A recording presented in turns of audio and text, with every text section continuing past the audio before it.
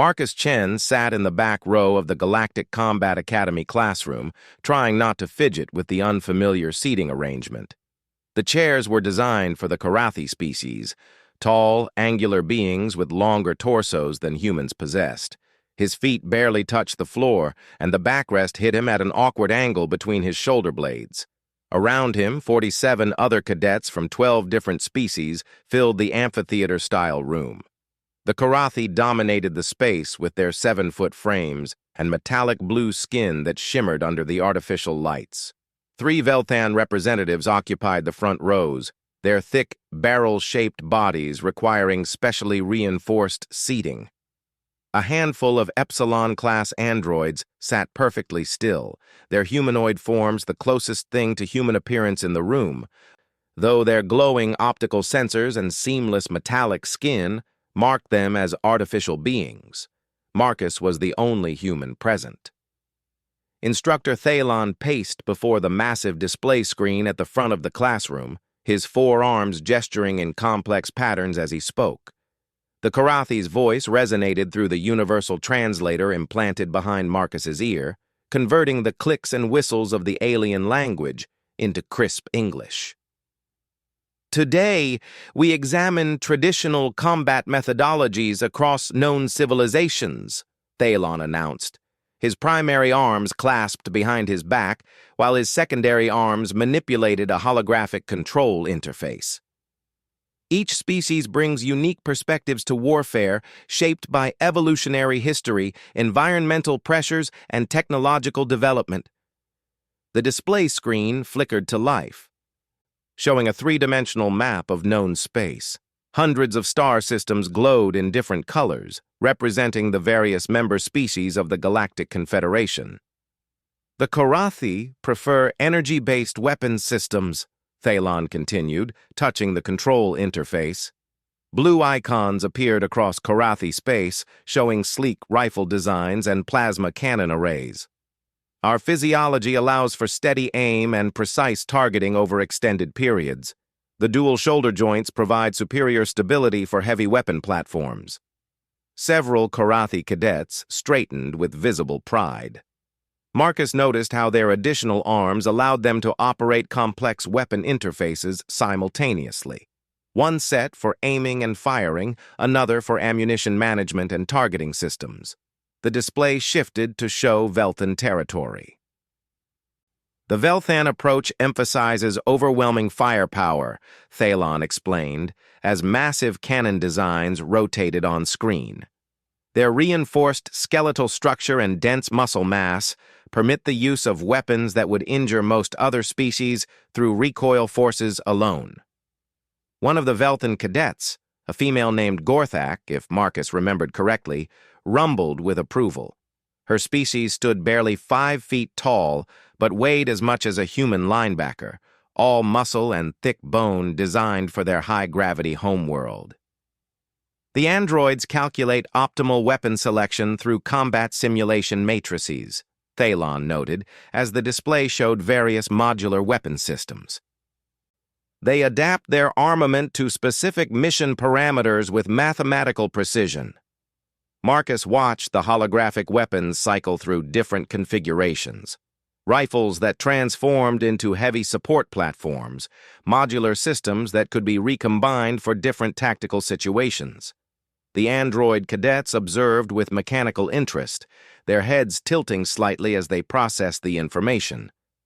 "Now," Thalon said, his gaze sweeping across the classroom, "we come to the newest members of our confederation." The display shifted again, showing Earth's solar system. Humans represent a fascinating case study in adaptive combat methodology. Marcus felt every pair of eyes in the room turn toward him. Some stared with curiosity, others with barely concealed skepticism. He had grown accustomed to being the subject of scientific interest since arriving at the Academy 6 months ago. Humans were the newest species to join the Galactic Confederation, and their inclusion had been controversial. "Human physiology appears unremarkable compared to other member species," Thalon continued with clinical detachment. "Average strength, average speed, average durability. No natural weapons, limited sensory capabilities. Their homeworld presents moderate environmental challenges compared to the extreme conditions that shaped other member species. Marcus kept his expression neutral, though he felt heat rising in his cheeks. The instructor wasn't being deliberately insulting. Karathi culture valued direct assessment over diplomatic courtesy. Still, hearing his species described as thoroughly mediocre stung more than he expected. However, Thalon said, raising one of his primary hands, human combat history reveals unusual patterns. They demonstrate remarkable adaptability in weapon selection and tactical innovation. Their archaeological records show the development of increasingly sophisticated tools and weapons across relatively short evolutionary periods. The display shifted to show human historical weapons, from stone tools and wooden spears to modern firearms and advanced military equipment. Marcus recognized some of them from history classes back on Earth, but seeing them presented alongside alien technology made them seem primitive and crude. "This brings us to today's practical exercise," Thalon announced, manipulating his control interface again. The classroom lights dimmed slightly as additional screens descended from the ceiling around the room. Each species will demonstrate their preferred combat methodology using available materials. Marcus felt his stomach tighten. Practical exercises at the academy often proved challenging for humans. The equipment was designed for other species. The gravity was set to Karathi standard, 15% higher than Earth normal. And the scenarios typically favored the physical advantages of stronger, faster, or more durable species. "Karathi Cadet Velthris," Thalon called out. "Please demonstrate energy weapon optimization." A tall, elegant Karathi female rose from her seat 3 rows ahead of Marcus. She moved to the center of the room where a table held various components: power cells, focusing crystals, barrel assemblies, and targeting systems. Her 4 arms worked with fluid precision, assembling what Marcus recognized as a standard-issue plasma rifle in under 30 seconds. Velthris raised the completed weapon and fired at a target that had emerged from a wall panel. The blue energy beam struck dead center, burning a perfect hole through the reinforced metal disc. Several cadets clicked their tongues in appreciation, the Karathi equivalent of applause. "Excellent form and precision," Thalon noted as Velthris returned to her seat. "Velthan Cadet Gorthak, please demonstrate heavy weapons employment." The massive Velthan female lumbered to the center table, which had been cleared and restocked with different components. Where Velthris had worked with delicate precision, Gorthak applied brute efficiency. She assembled what appeared to be a miniature artillery piece, complete with explosive charges and a targeting computer. When she fired, the blast shook the entire classroom. The target didn't just develop a hole, it disintegrated entirely, leaving only a few smoking fragments scattered on the floor. Even the Karathi seemed impressed by the destructive display. "Android Unit Designation ZEF-7, please demonstrate adaptive weapon configuration." The android designated as ZEF-7 approached the table with mechanical precision. Its movements were almost too fluid, lacking the subtle imperfections that marked organic motion. The android's hands transformed slightly, fingertips becoming precision tools as it assembled not one weapon, but 3 different configurations from the same basic components. The android fired all 3 weapons in rapid succession: a long-range precision rifle, a close-quarters energy projector, and an area denial charge launcher. Each shot hit a different target that had emerged at various ranges and angles around the room. The display of versatility and accuracy was remarkable. "Human Cadet Marcus Chen," Thalon announced. Marcus felt his heart rate spike as 46 pairs of non-human eyes focused on him again. He stood slowly, acutely aware of his modest height compared to most of the other cadets, and walked toward the center of the room. The table had been cleared and restocked once again, but Marcus frowned as he examined the available components. Everything was designed for non-human physiology. The rifle stocks were too long for his arms. The trigger guards required fingers that bent at different angles than human digits, and the power cells used connectors that his species couldn't interface with safely. He picked up one of the energy rifles, trying to find a comfortable grip. The weapon felt clumsy and unbalanced in his hands. The targeting system was calibrated for Karathi visual spectra, showing him readouts he couldn't properly interpret. When he tried to shoulder the weapon, the stock extended well past his shoulder, making accurate aim impossible. Murmurs began circulating around the classroom. He caught fragments through his translator, comments about human limitations, suggestions that perhaps the practical exercise was too advanced for his species' current development level. Marcus set the rifle back on the table and looked around the room with fresh eyes. The exercise wasn't just about using the provided weapons, it was about demonstrating combat methodology. Each species had shown their preferred approach using tools designed for their capabilities. The Karathi valued precision and technology, the Velthan emphasized overwhelming force, and the androids showcased adaptability within programmed parameters. What did humans do when standard tools weren't available? They improvised. Marcus walked away from the weapons table and approached his desk at the back of the room. The classroom furniture was designed to accommodate multiple species, which meant it was constructed from strong, flexible materials. He examined his chair more closely. The backrest was made from a lightweight polymer rod about 4 feet long, attached to the seat with what appeared to be spring-tensioned joints. Working quickly, Marcus disconnected the backrest from his chair. The other cadets watched with growing confusion as he moved to another desk and removed a length of cable used to connect personal tablets to the room's network. The cable was thin but remarkably strong, designed to handle data transmission for species with significant electromagnetic interference in their biology. "What is the human doing?" Gorthak rumbled loud enough for Marcus to hear through his translator.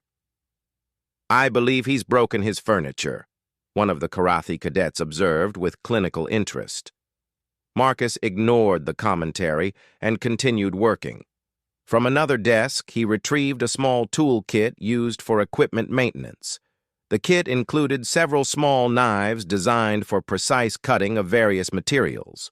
Working carefully, he began shaping one end of the polymer rod, creating a shallow groove around its circumference. The classroom fell silent as Marcus's actions became more purposeful. He tied one end of the cable to the grooved end of the rod, then bent the rod carefully, testing its flexibility.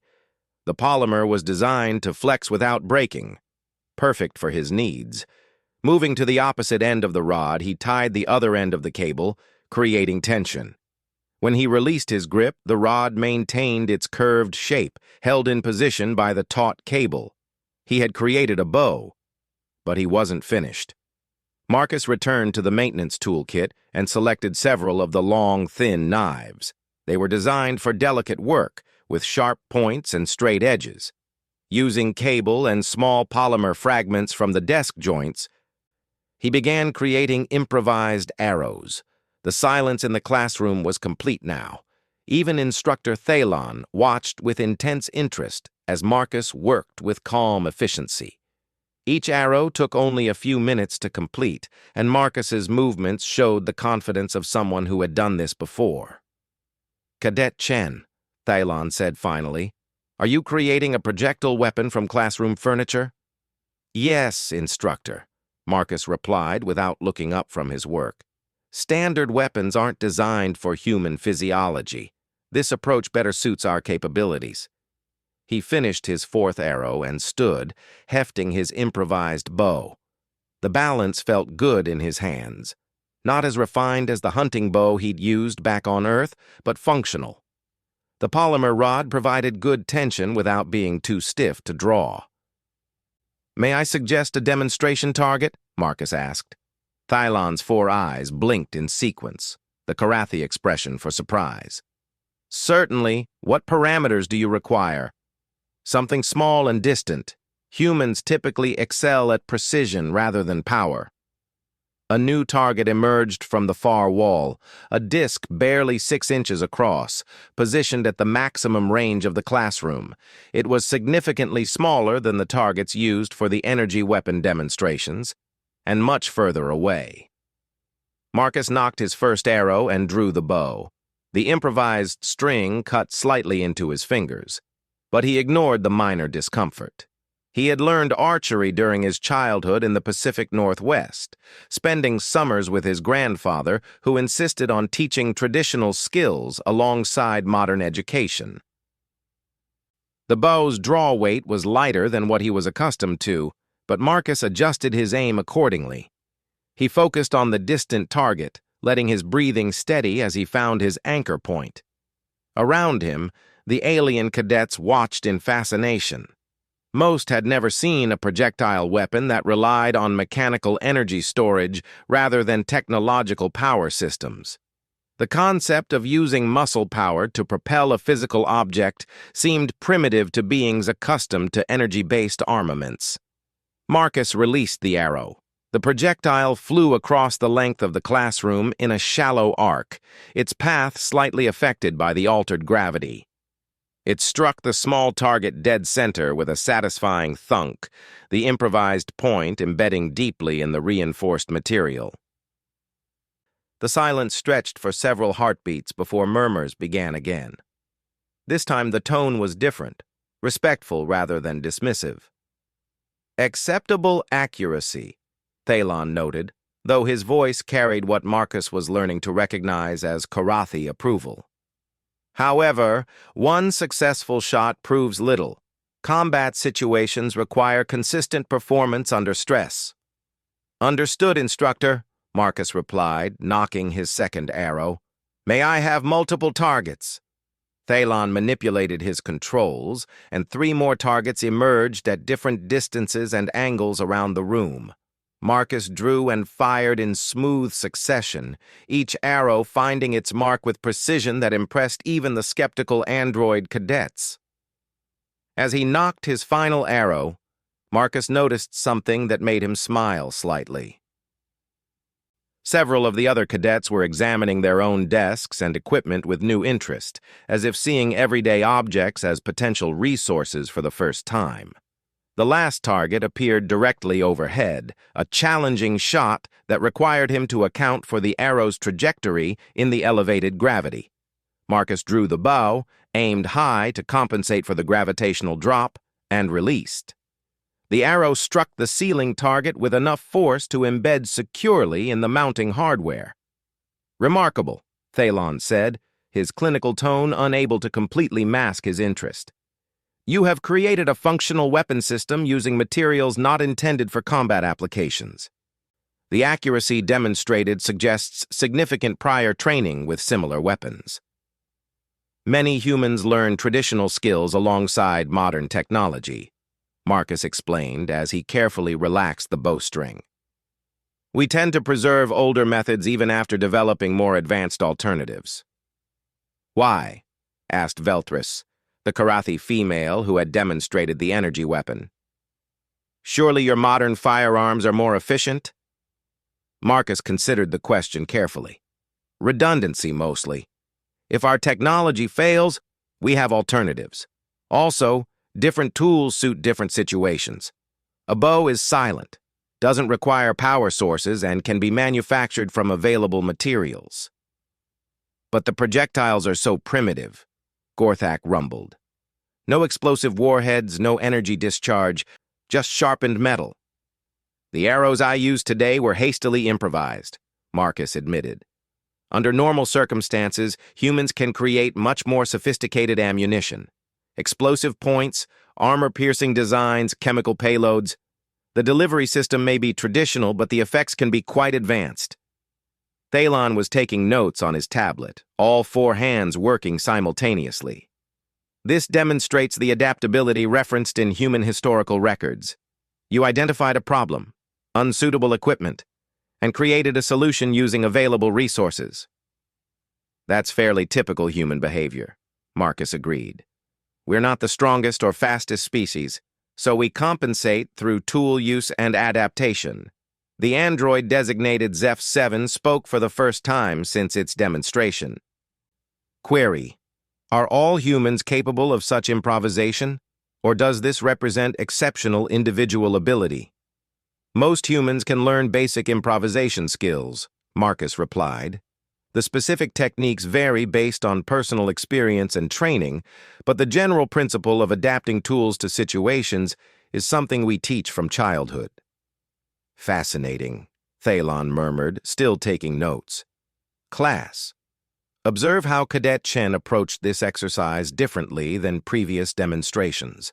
Rather than optimizing provided tools, he created entirely new tools better suited to his capabilities and the tactical requirements.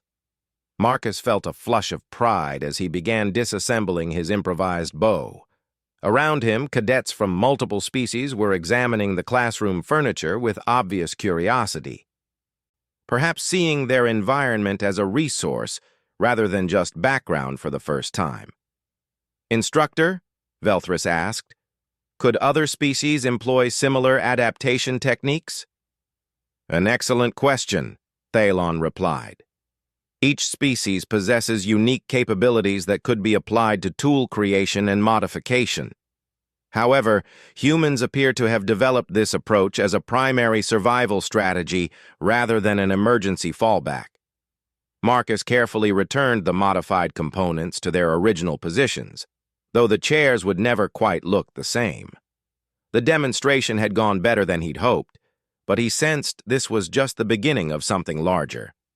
As the other cadets filed out of the classroom at the end of the session, several approached Marcus with questions about human tool-making techniques. The android, ZEF-7, was particularly interested in the mathematical principles behind projectile trajectory calculations, while Gorthak wanted to know about scaling the design for her species' greater strength. But it was Thalon's final comment that stuck with Marcus as he gathered his personal equipment. Cadet Chen, report to Advanced Combat Applications tomorrow at 800 Standard Time. Your demonstration today has raised some interesting questions about human tactical potential. Marcus felt a mix of excitement and apprehension as he left the classroom. The bow demonstration had been successful, but he sensed that tomorrow's session would present much greater challenges. Around him, the academy buzzed with its usual mixture of species going about their daily routines, but Marcus noticed more curious glances than usual. Word of the human who made weapons from furniture was already spreading through the student body. As he walked toward his dormitory, Marcus reflected on what had just occurred. For the first time since arriving at the academy, he felt like he had truly represented his species' capabilities rather than just trying to keep up with alien standards. Tomorrow, he suspected, would test whether that representation could evolve into something more significant.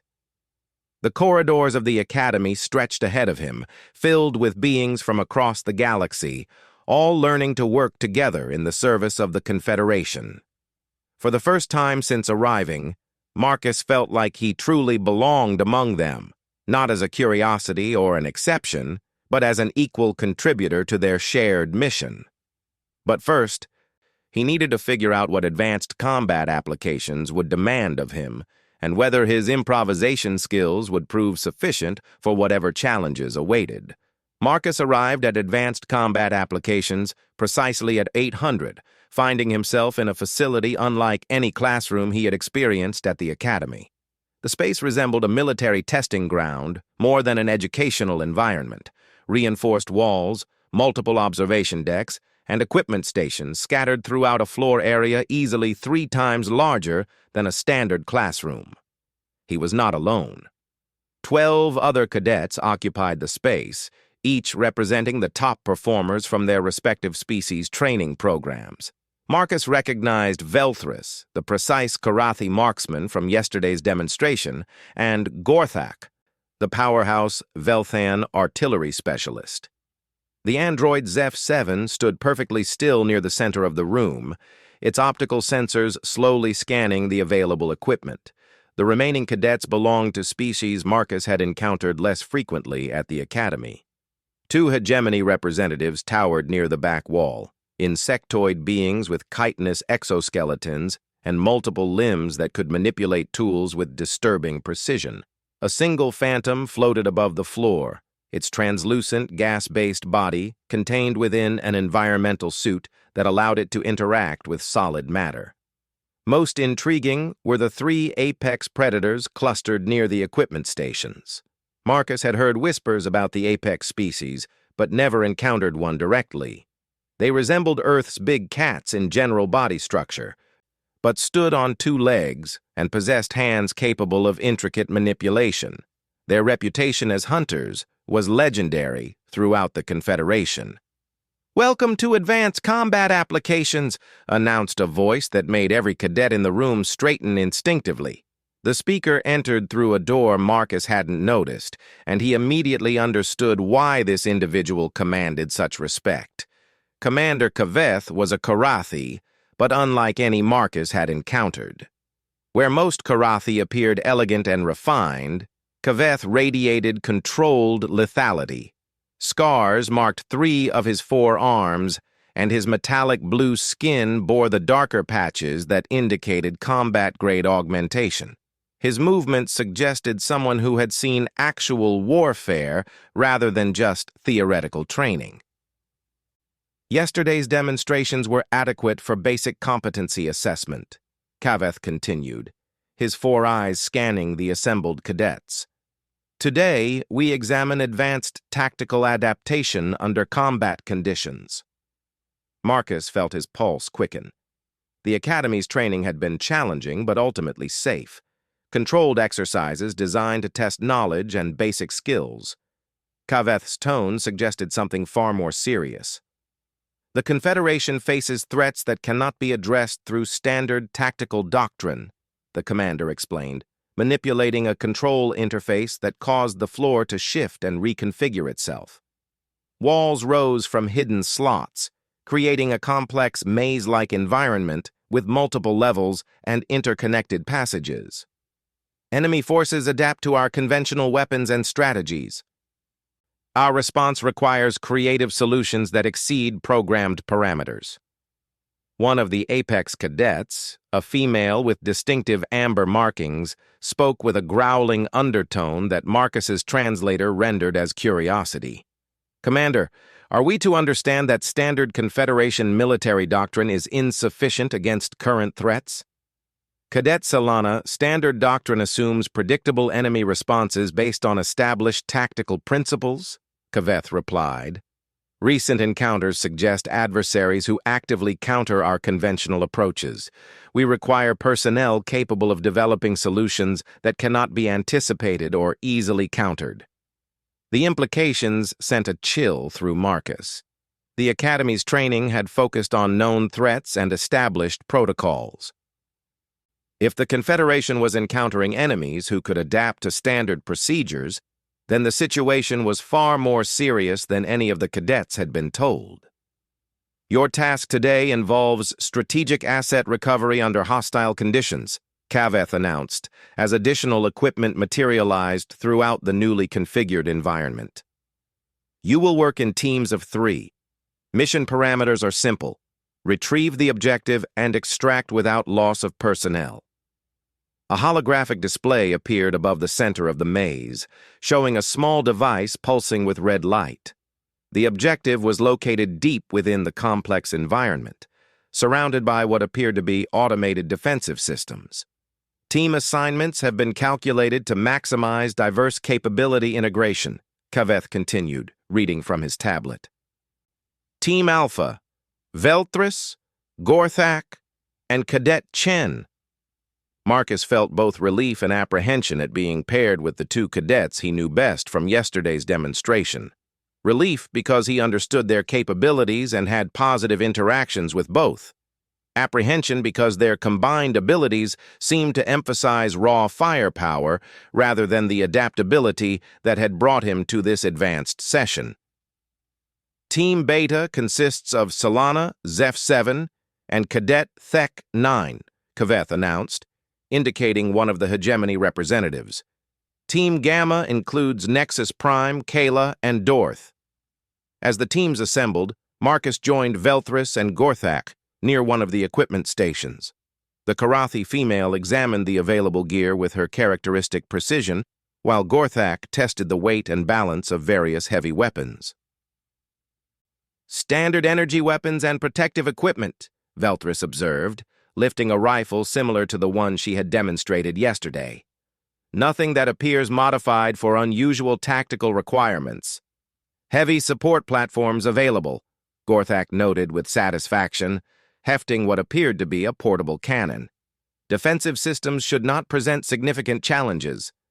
Marcus examined the equipment more carefully, noting several interesting details his teammates had overlooked. The weapons were indeed standard issue, but the power cells showed unusual capacity ratings. The protective gear included sensor packages he didn't recognize. Most notably, the equipment selection seemed deliberately limited.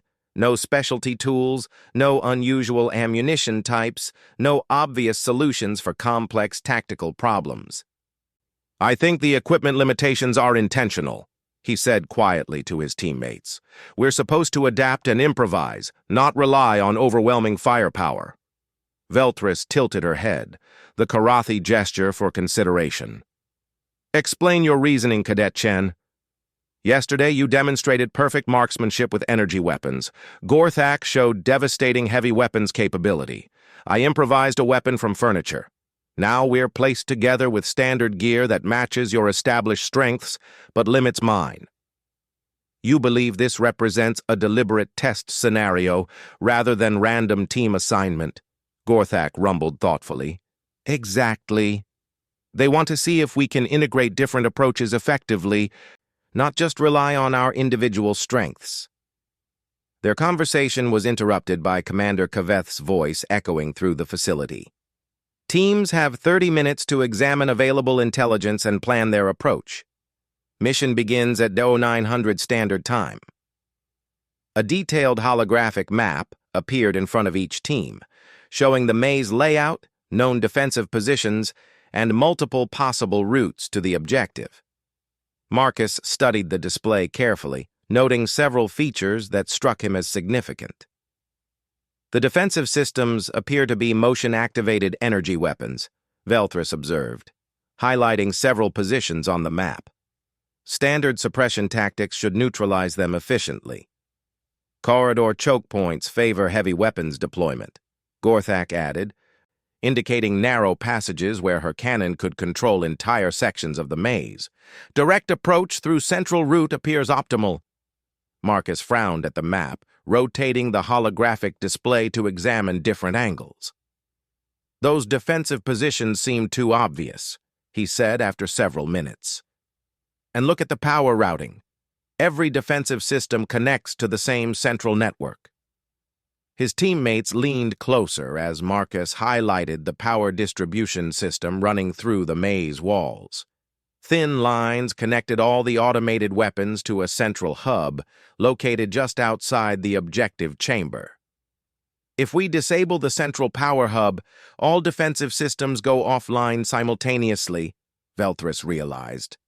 "But the power hub is located behind the defensive perimeter," Gorthak pointed out. "We would need to fight through multiple weapon positions to reach it." "Not necessarily," Marcus said, examining the structural details more closely. "Look at the maze construction. The walls are modular units that can be reconfigured, but the power routing runs through conduits beneath the floor level."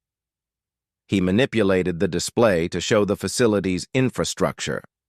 Below the maze floor, maintenance tunnels provided access to the power systems, water distribution, and environmental controls. The tunnels were too small for most species to navigate comfortably, but a human could move through them with careful maneuvering. "You propose to infiltrate through the maintenance infrastructure," Velthris said with growing interest. "Unusual approach, but tactically sound." "I disable the central power hub from below, while you two provide distraction and cover from above," Marcus explained. "Once the defensive systems are offline, we can proceed directly to the objective without engaging individual weapon positions." "This requires precise timing coordination," Gorthak noted, If the human fails to disable the power hub, Veltris and I will be exposed to heavy defensive fire without support. Agreed, Marcus acknowledged. But if we succeed, we complete the mission with minimal resource expenditure and zero personnel risk. They spent the remaining planning time working out coordination signals and backup procedures. Marcus memorized the maintenance tunnel layout while his teammates identified optimal positions for their diversionary attack. The plan was riskier than a direct assault, but it offered the potential for complete success with minimal exposure. At exactly Aero 900, Commander Kaveth's voice announced the mission start. Teams may begin when ready. Automated scoring will track performance metrics including completion time, resource utilization, and tactical innovation. Team Beta had already entered the maze through the primary entrance, with the apex predator Solana leading an aggressive advance supported by Zeph 7's analytical targeting and Thek 9's overwhelming firepower. Energy weapon discharges echoed through the facility as they engaged the defensive systems directly. Team Gamma chose a different approach, with Nexus Prime's gaseous form providing reconnaissance, while the other team members prepared specialized equipment for a systematic advance. Team Alpha ready, Veltris announced to Commander Kaveth. Proceed when prepared, came the response. Marcus dropped through a maintenance hatch near the maze entrance, while his teammates moved into position at the facility's main corridor. The maintenance tunnels were cramped and poorly lit, designed for automated systems rather than organic personnel. But they were exactly as he had studied on the holographic display, a direct route to the central power hub that bypassed all defensive positions. Moving through the tunnels required careful navigation. The space was tight enough that Marcus had to crawl in some sections, and the conduits and pipes created obstacles that required creative maneuvering. But the route was clear and unguarded, exactly as he had hoped. Above him, he could hear Veltris and Gorthak beginning their diversionary attack. Energy weapons fire echoed through the facility, drawing the attention of the automated defensive systems. Several explosions suggested that Gorthak was making effective use of her heavy weapons capabilities. Marcus reached the central power hub after 12 minutes of careful movement. The facility was more complex than the holographic display had suggested: multiple redundant systems, backup power sources, and what appeared to be automatic repair protocols. Simply disconnecting the main power feed wouldn't be sufficient. He examined the system carefully, identifying critical control nodes and power distribution points. The hub was designed to be maintainable by automated systems, which meant the interfaces were standardized and clearly marked. But completely disabling the network would require shutting down multiple subsystems in the correct sequence. Working quickly but carefully, Marcus began systematically disabling the power distribution network. Emergency lighting activated as primary systems went offline, casting the maintenance tunnel in an eerie red glow. Above him, the sounds of combat shifted as defensive systems began powering down across the facility. Power hub compromised, Marcus announced through his communication device. Defensive systems should be offline in 30 seconds. Confirmed, Veltris responded. Weapon positions ceasing fire throughout the facility. Excellent work, human, Gorthak added with obvious satisfaction. Direct route to objective now clear. Marcus began making his way back through the maintenance tunnels toward the objective chamber, where he would rejoin his teammates for the final phase of the mission. The plan had worked perfectly. They had neutralized the defensive systems without sustaining damage or expending significant ammunition. As he crawled through the narrow spaces, Marcus reflected on how the mission had played to each team member's strengths while requiring genuine cooperation. Veltris provided the precision marksmanship needed for the diversionary attack. Gorthak supplied the firepower necessary to convince the defensive systems they faced a serious threat, and Marcus contributed the adaptability required to find an unconventional solution. But as he approached the objective chamber, Marcus heard something that made him pause. Additional energy weapon fire was echoing through the facility, not from his teammates' position, but from elsewhere in the maze. "Team Alpha, be advised," Commander Kaveth's voice crackled through his communication device. "Secondary defensive protocols have activated.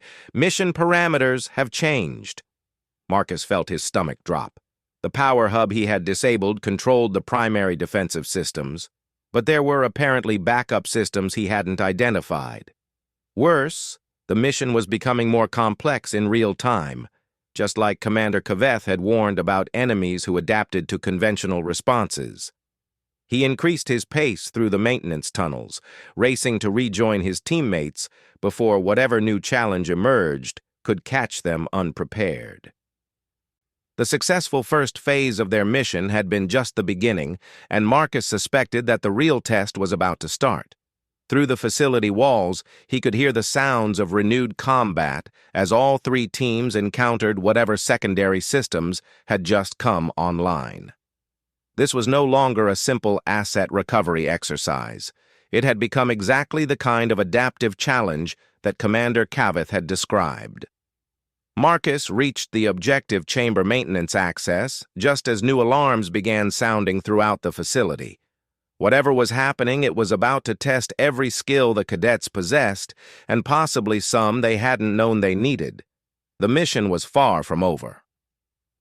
Marcus emerged from the maintenance access panel just as the facility's emergency lighting shifted from red to an ominous purple.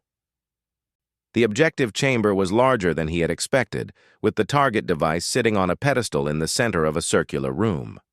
But what captured his immediate attention were the new defensive systems that had activated around the chamber's perimeter. Unlike the stationary energy weapons they had disabled, these defenses were mobile. 6 spider-like constructs moved around the chamber walls and ceiling, each equipped with rapid-fire plasma projectors and sophisticated targeting systems. Their movements were fluid and unpredictable, following patterns that seemed to anticipate standard military tactics. "Marcus, where are you?" Velthrus's voice crackled through his communicator, strained with urgency. "Objective chamber, accessing through maintenance tunnels," he replied quietly, studying the mobile defender's movement patterns. "I can see the target device, but there are active defense units I didn't detect in the original intelligence.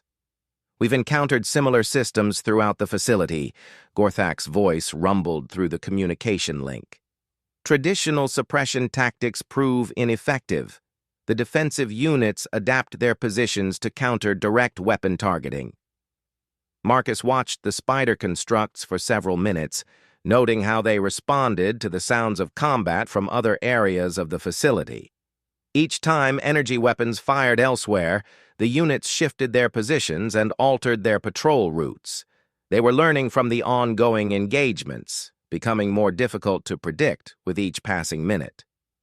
"They're using adaptive artificial intelligence," Marcus realized. "Every engagement provides them with tactical data about our capabilities and strategies." "Confirmed," came Zeph 7's mechanical voice from Team Beta's position. "Analysis indicates defensive systems employ machine learning algorithms to optimize counter strategies against observed attack patterns." The implications were sobering. The longer the teams spent fighting these secondary defenses, the more effective the systems would become at defeating them.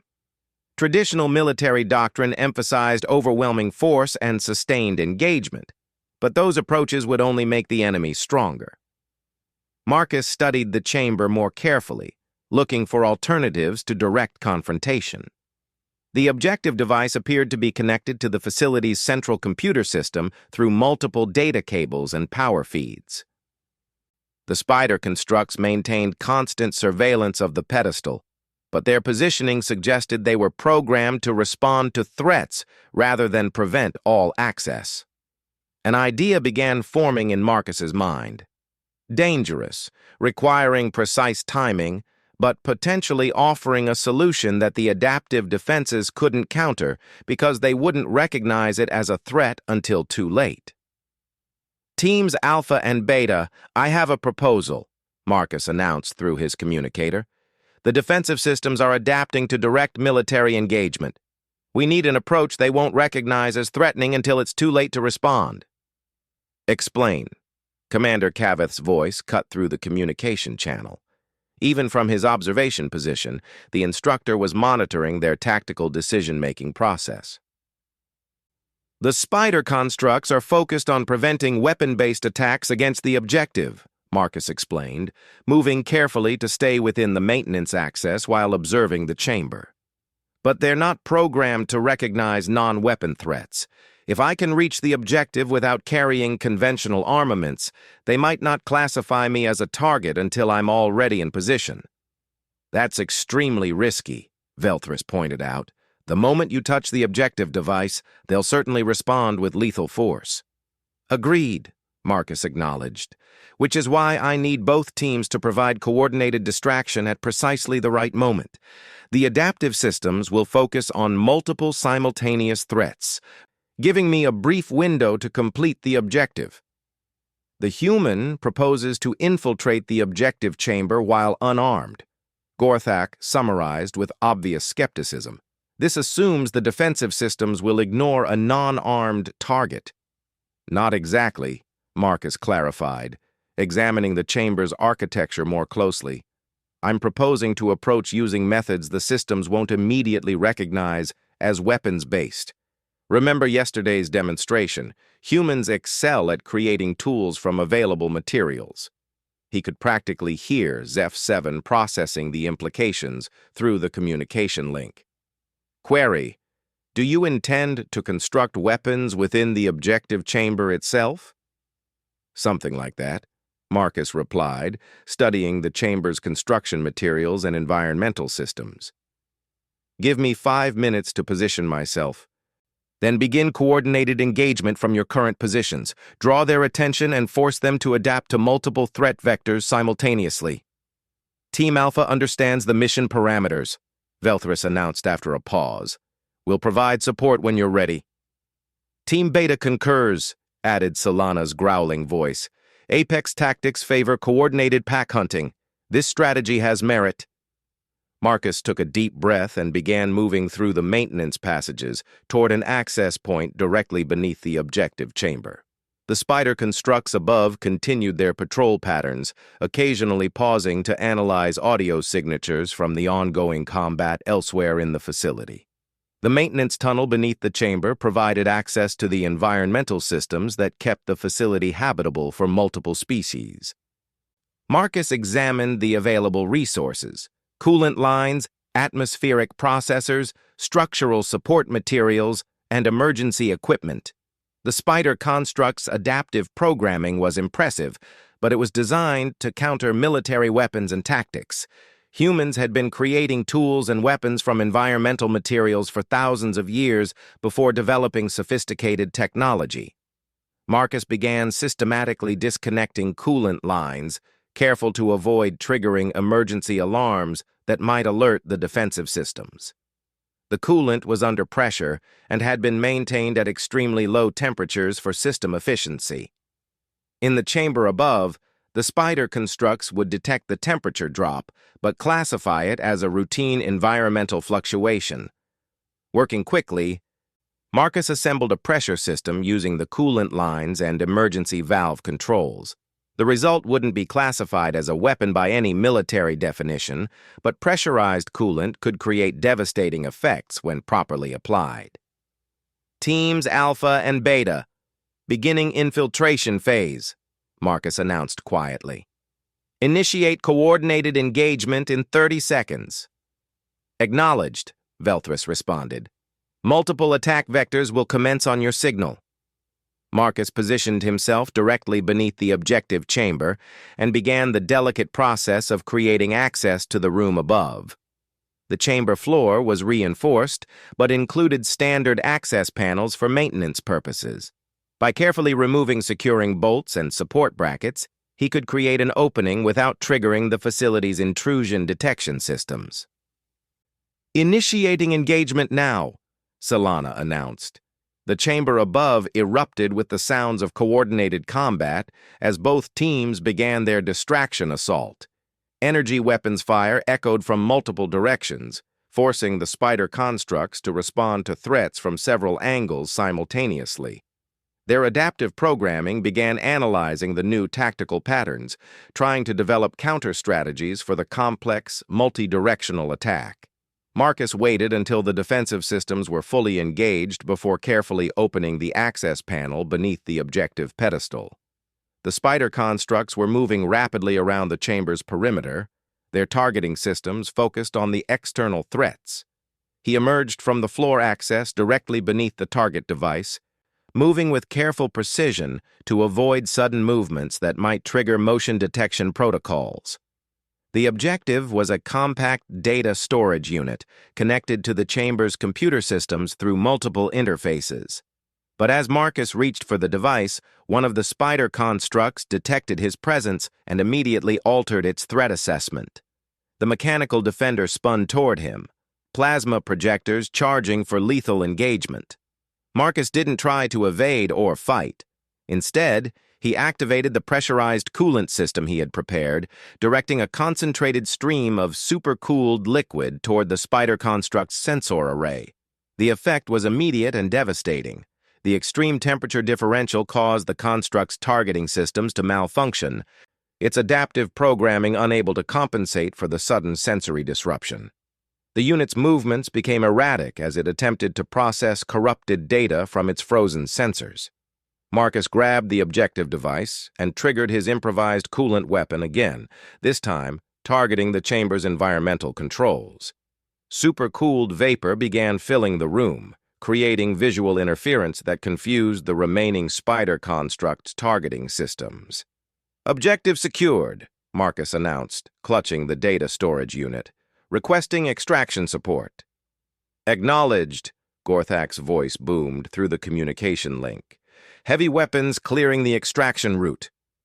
The sound of explosive ordnance echoed through the facility as Gorthak applied her devastating firepower to create a clear path toward the facility exit.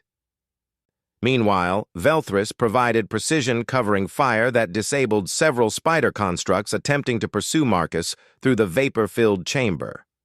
Marcus moved quickly toward the chamber exit, his improvised coolant system continuing to create interference that prevented the adaptive defenses from effectively tracking his movement.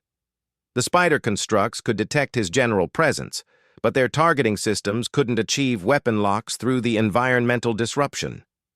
"Human, exit the chamber and proceed directly toward our position," Velthris directed. "We have secured a corridor for extraction."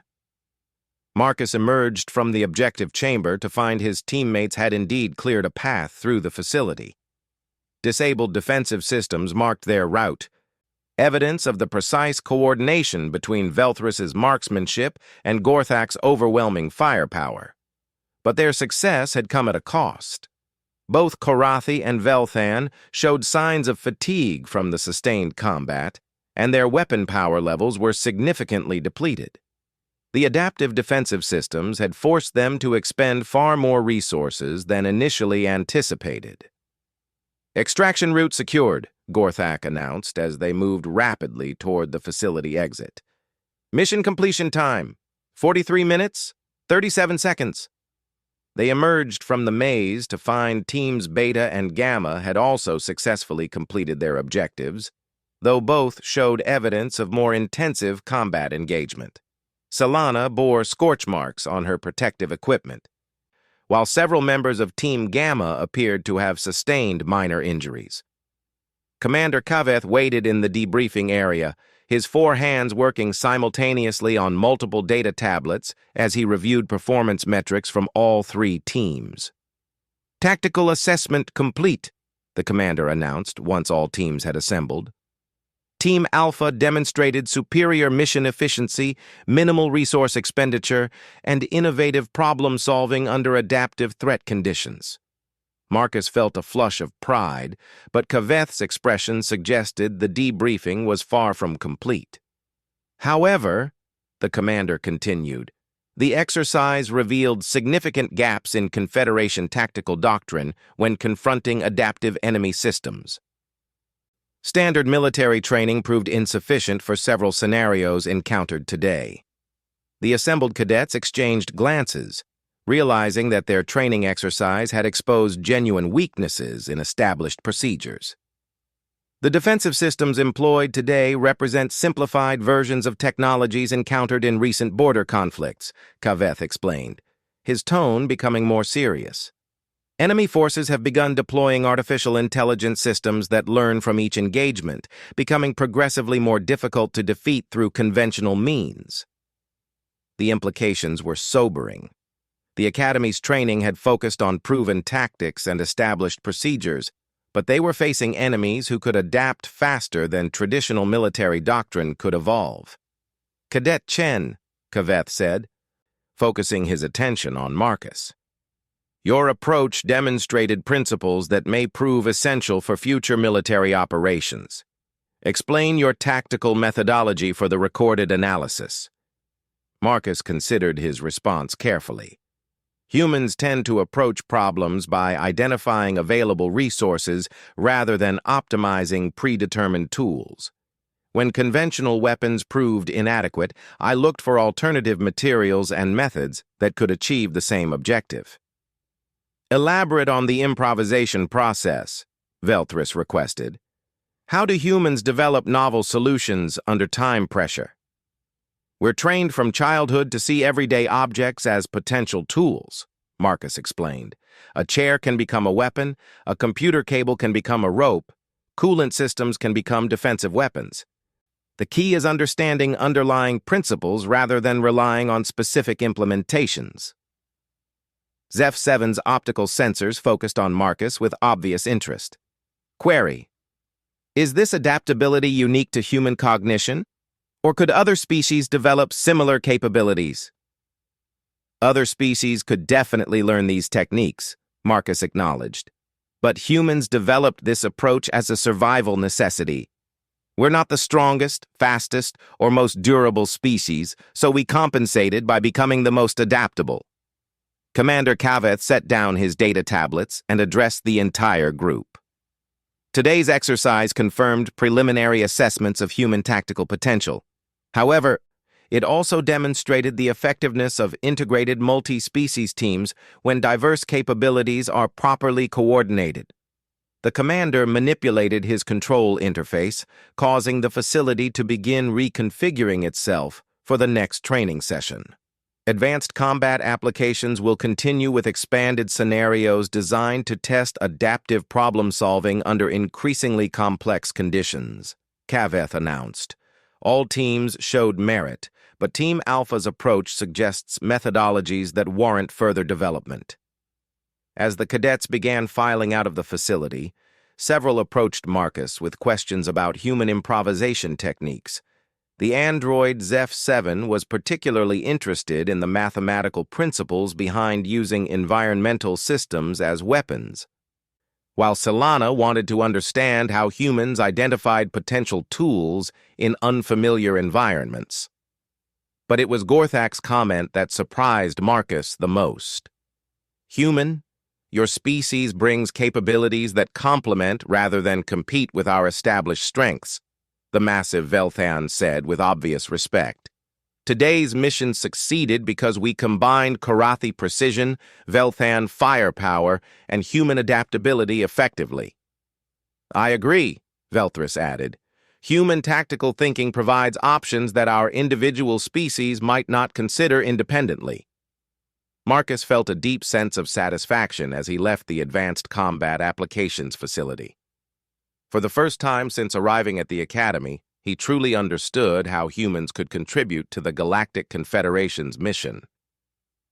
They weren't trying to match other species' physical capabilities. They were providing something entirely different and equally valuable.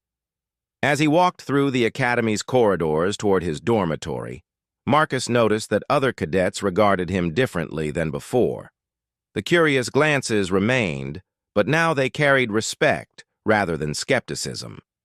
Word of the human who had disabled advanced defensive systems using coolant pipes and improvised tools was spreading throughout the Academy, but Marcus sensed this was just the beginning. Commander Kaveth's comments about border conflicts and adaptive enemies suggested that the skills he had demonstrated today would soon be needed for purposes far more serious than academic exercises. The Galactic Confederation was facing threats that required new approaches, and Marcus was beginning to understand that humanity's role might be more crucial than anyone had initially realized. The Academy buzzed with its usual activity around him, but Marcus felt like he was walking through it with a new sense of purpose. Tomorrow would bring new challenges and more opportunities to prove that human adaptability could stand alongside alien strength, precision, and intelligence as an equal partner in defending their shared civilization. The improvised bow from classroom furniture had been just the beginning. The real test of human potential was only starting, and Marcus was eager to discover where it would lead.